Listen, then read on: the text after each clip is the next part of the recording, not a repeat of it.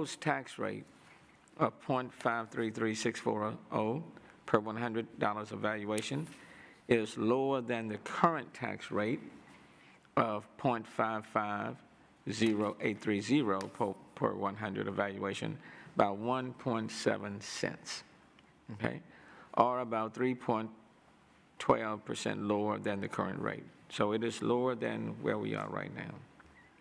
The proposed tax rate of 0.533640 per 100 evaluation is the rate needed to collect the fiscal year 23 budgeted amount of property tax revenue of $1.27 billion. So that's the amount needed to meet what, the budget that we put forth and pass. And this is set at the Proposition 1 limitation. Any reduction in this rate would require a reduction of the budget. Okay. The revenue cap impact for fiscal year 23 is $332.7 million. The revenue cap impact estimate for fiscal year 2023 is $332.7 million.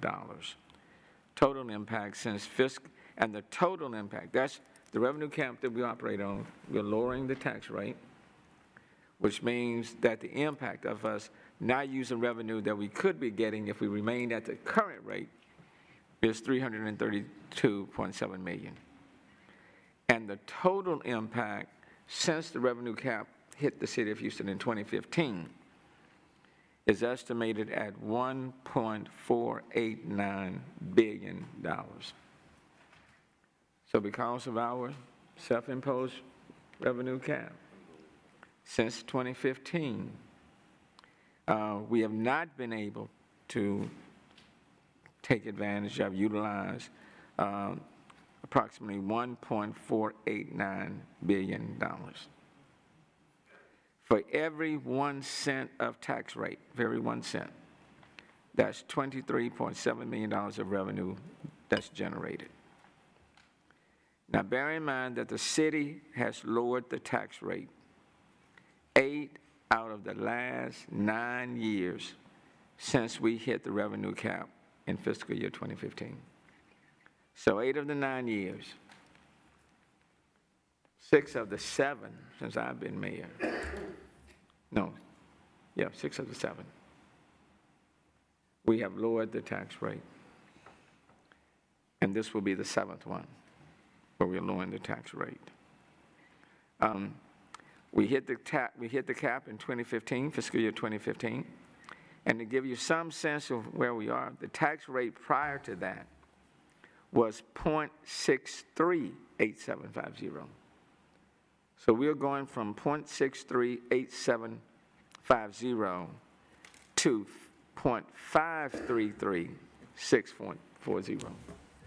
No, and I know people will say the appraisals are going up, so Mayor, so yeah, you're lowering the rate, but the appraisals are going up. I got all of that.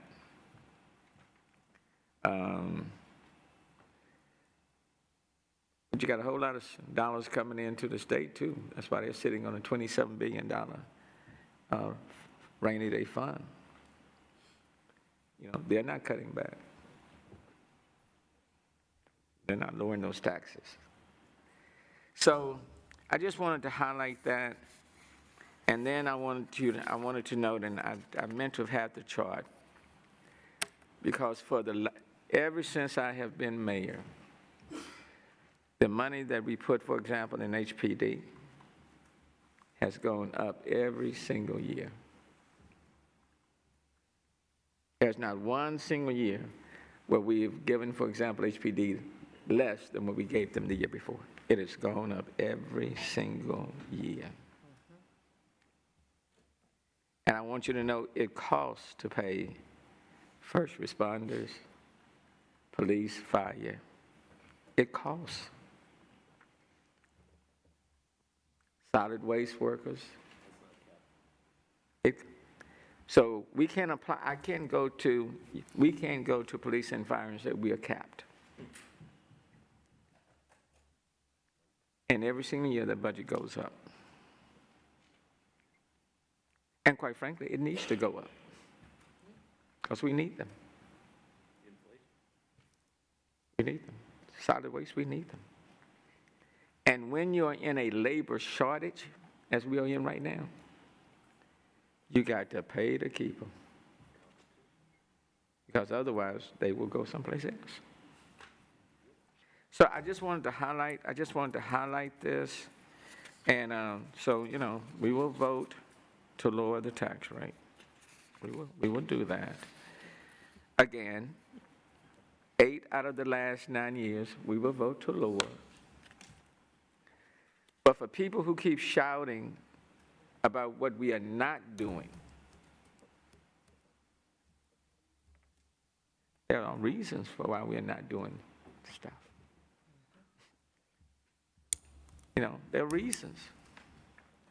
I was talking to some CEOs not too long ago, and I asked them, how many times have y'all capped y'all revenue? No such thing. Private corporations do not cap their revenue. Okay? So, but anyway, that's it's what we're operating under, and we keep moving forward. But I will put this cautionary note. We built up a pretty good fund balance, and grateful to the opera funding, federal dollars that have come in, the revenue replacements, very grateful for that. We built up a fund balance. Sales tax are exceeding projections, okay? But I will say for down the stretch, could be 3 years down the stretch, could be 4 years down the stretch, okay? These limitations are going to make it very difficult for the next mayor and the next city council members.